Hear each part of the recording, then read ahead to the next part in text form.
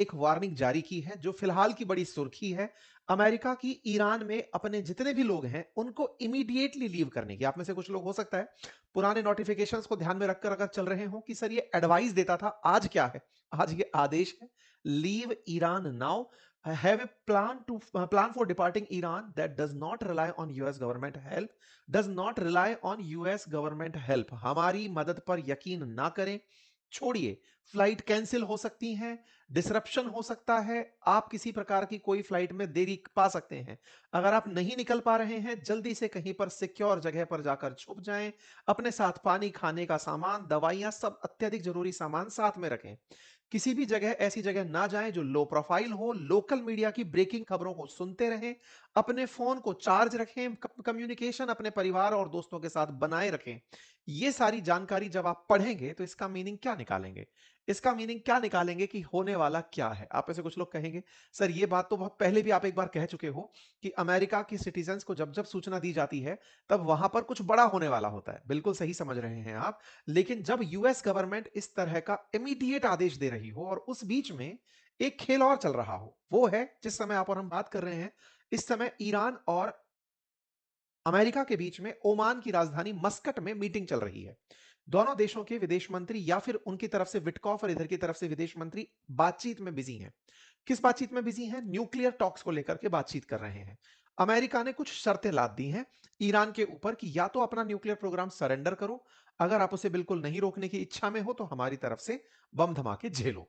एक तरफ जहां बातचीत के लिए टेबल पर आप बैठे हो, उस समय आप हेडलाइंस दे रहे हो कि तुरंत प्रभाव से, और इंटरेस्टिंग बात है, आप में से बहुत से लोग इस बारे में सवाल सोचेंगे कि ईरान में अमेरिकी कर ही क्या रहे हैं, उन्हें तो होना ही नहीं चाहिए।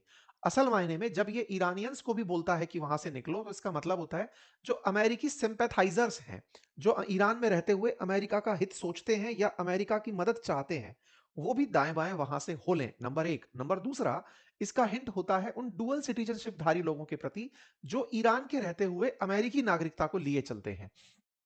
अगर ईरान में रहते हुए अमेरिकी नागरिकता किसी के पास है तो ईरान में उसे मान्यता नहीं है। ऐसे में आपके पास पासपोर्ट का अभाव हो सकता है, अपने बिना पासपोर्ट के भी वहां से निकलें। इसने बकायदा ये तक बता दिया कि आप अर्मेनिया से, अजरबैजान से, टर्की से निकलकर बाहर आ सकते हैं। पाकिस्तान से, इराक से, अफगानिस्तान के रास्ते बाहर निकलकर ना आए। अभी डिटेल में मैं आपको वो सारी जानकारियां दूंगा जहां पर इन्होंने जानकारी अपनी तरफ से साझा की है। यानी कि बॉर्डर्स बता दिए गए हैं, ना केवल अमेरिकी या अमेरिकी केवल अमेरिकियों के लिए नहीं, अपितु उन सभी के लिए भी जो अमेरिका के पक्षधर हैं, वो वहां से छोड़कर निकल लें। ये बात जब शुरू हो रही है, उसी बीच में डायरेक्ट कन्फ्लिक्ट का डर सताता जा रहा है ईरानियंस के बीच में। ऐसे में कहा जा रहा है कि शायद ईरान भी नहीं चाहता कि अमेरिका उसके ऊपर वार करे। आप में से बहुत सारे लोग एक बात से फिलहाल वास्ता जरूर रखेंगे कि आपने 7 दिन पहले एक जानकारी दी थी कि किसी भी वक्त हमला हो सकता है। 15 दिन पहले एक बार माहौल बना था, लेकिन तुरंत प्रभाव से ट्रंप पीछे हट गए थे। उसके पीछे मैंने आपको कारण बताया था कि इनका जो अरमाड़ा है, इनका जो सैन्य बेड़ा है, जिसमें नेवी के बड़े सारे जहाज हैं, वो ईरान पहुंचने में देरी ले रहे थे। वेनेजुएला से हटाकर उन्हें ईरान भेजा जा रहा था जहाजों को चलने में, क्योंकि 50-60 किलोमीटर प्रति घंटे की रफ्तार से चलते हैं पानी के जहाज, उन्हें टाइम लग रहा था, तो ट्रंप ने वहां पर थोड़ा टाइम बाय किया। अभी क्या हुआ है, ट्रंप के जहाज पहुंच चुके हैं और अभी फिलहाल के लिए सबसे बड़ा समुद्री बेड़ा अब ईरान को घेर कर खड़ा है। जो वेनेजुएला के सामने खड़े थे, अब वैसी ही स्थिति ईरान के सामने भी अमेरिका ने बनाकर रख दी है। पर अब पॉइंट यह है कि अमेरिका अभी भी करने के लिए जैसे ही आगे निकलता है, उसके साथ में मिडिल ईस्ट के जितने भी देश हैं वो त्राहिमाम की मुद्रा में खड़े हो जाते हैं कि सर रुक जाइए।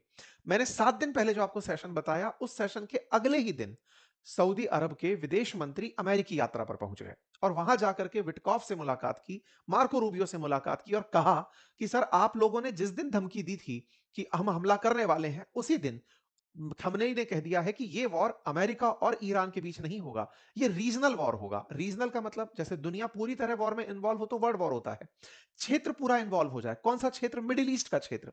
मिडिल ईस्ट के अंदर ये सारे की सारे GCC countries, Gulf Cooperation Council के देश बनाम बनाम ईरान। तो ऐसे में ईरान सर हमें फिर से धमकी दे रहा है। हमने अब सुनिश्चित कर लिया कि हम अपनी ज़मीन का उपयोग ईरान पर हमले के लिए नहीं होने देंगे। लेकिन वो फिर भी कह रहा है। तो अमेरिका इस बार इन लोगों की बात में नहीं आया। बोले देखो तुम्हारे यहाँ पर मैंने बेस बनाया था। तुम्हारे कहने पर तुम्हारे बेसों से मैं अपने जहाज उड़ाकर मार नहीं रहा हूँ। मैंने पानी के जहाज, अपने डेस्ट्रॉयर सब पहुँचा दिए। इंडियन ओशियन में पहुँचा दिए, गल्फ ऑफ ओमान में पहुँचा दिए, पर्शियन गल्फ में पहुँचा दिए, इवन रेड सी तक में मैंने जहाज खड़े कर दिए। अब तुम लोग चाहते हो कि नहीं साहब तुम पर हमला ना हो। तो देखो उसकी मैंने कोई कसम नहीं खा रखी है। अमेरिका की तरफ से और ज्यादा समुद्री बेड़े वहां पर पहुंचा दिए गए। इसका मतलब इन दोनों के बीच में अभी कुछ भी सामान्य नहीं है। खमनेई के इस बयान को आप पढ़ सकते हैं कि this time it will be A regional war.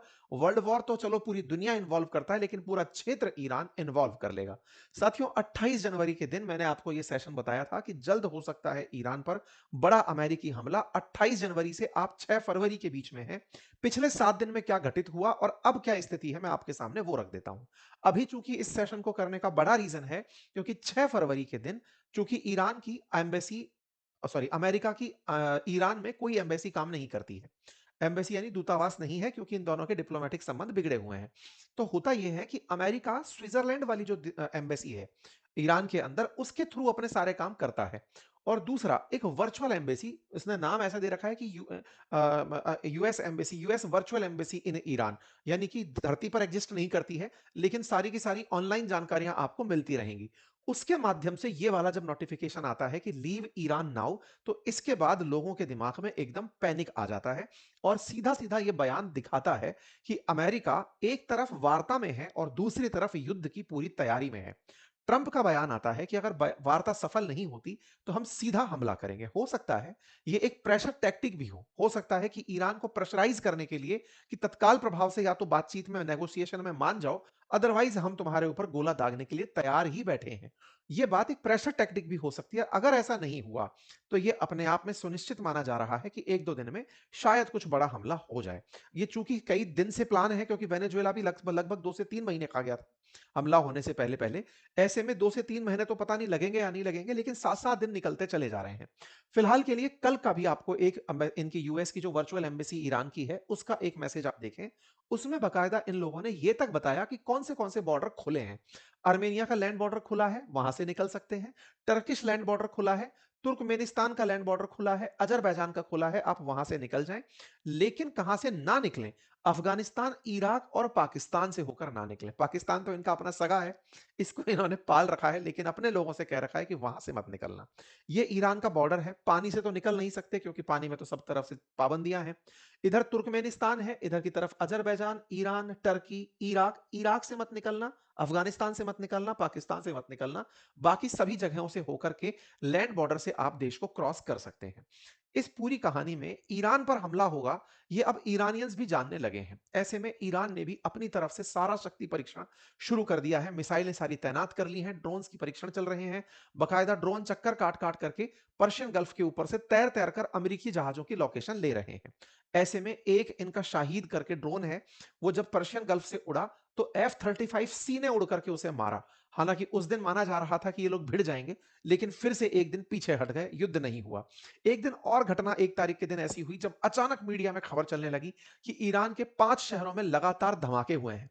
उस समय हमारे पास भी पूरी तरह से यह स्थिति बन गई थी कि हो गया है ईरान पर हमला, लेकिन फिर उसे ठंडे बस्ते में डाल दिया गया कि नहीं नहीं, गैस सिलेंडर ब्लास्ट हुआ था। तो अभी इन लोगों के बीच कुछ हो रहा है या नहीं हो रहा है, ये बात बड़ी ही ध्यान से देख करके चलनी पड़ रही है। कुछ दिन पहले जब मैंने आपको ये सेशन में जानकारी दी थी, उस समय पर ये सारे के सारे लोग, अच्छा इंटरेस्टिंग बात मैं आपको बताता हूं कि अमेरिका ने इन पर जब प्रेशर क्रिएट किया तो 4 शर्तें रखी कि या तो अपना यूरेनियम का जो एनरिचमेंट है, संवर्धन है, वो पूरी तरह रोक दो। दूसरा, संवर्धित यूरेनियम जो बना रखा है उसे हटा दो।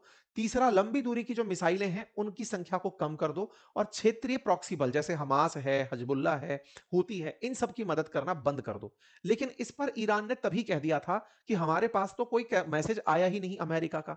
अमेरिका हमें हवा में ही अपनी तरफ से संदेश दे देता है, लेकिन अमेरिका की तरफ से ईरान तक कोई भी लेटर पहुंचाया नहीं जाता है। तो ईरान कहता है हमारे पास कोई सूचना ही नहीं है, और सूचना के अभाव में अगले दिन ईरान में ब्लास्ट हो जाते हैं। ये तस्वीरें आपको दिखाई दे रही हैं। ये तस्वीरें बैक टू बैक 5 शहरों में ब्लास्ट की हैं, जिनको आप यहां पर देख सकते हैं। तेहरान, परंद, कोम, नतांज और अबहान, इनके अंदर ब्लास्ट हुए। और जब ब्लास्ट हुए तो तमाम प्रकार के सवाल निकल कर आने शुरू हुए कि साहब इनमें 5 लोग मर गए, हुआ क्या था? पता चलता है गैस एक्सप्लोजन हो गया था, इस वजह से ये ब्लास्ट हुए थे। लेकिन इनकी सच्चाई अभी तक किसी को नहीं पता है। माना जा रहा है कि ईरान ने खुद से ये ब्लास्ट किए थे, ये क्लेम करने के लिए कि वो अमेरिका पर हमला कर सके। लेकिन फिर ईरान को ये समझाया गया या समझ में आया कि अगर उसने प्रोवोक कर दिया हमला तो फिर अमेरिका पीछे नहीं हटेगा। वो ये कहेगा कि हम पर हमला हुआ है, और वो बदले की कार्रवाई में फिर किसी भी हद तक जाएगा। जो भी है, कयास ही है, क्योंकि ईरान की तरफ से कोई भी सरकारी कम्युनिकेशन दुनिया के सामने नहीं आ रहा है। इस समय ईरान अपने आप में नॉर्थ कोरिया की तरह चल रहा है। कोई इंटरनेट से खबर बाहर नहीं, कोई न्यूज़ बाहर नहीं, अंदर क्या चल रहा है नहीं पता। लेकिन ट्रंप ने अपनी तरफ से कहा कि मैंने आपको डेडलाइन दी हुई है, अगर आप मानते हैं तो ठीक है, अदरवाइज हमला तो होगा।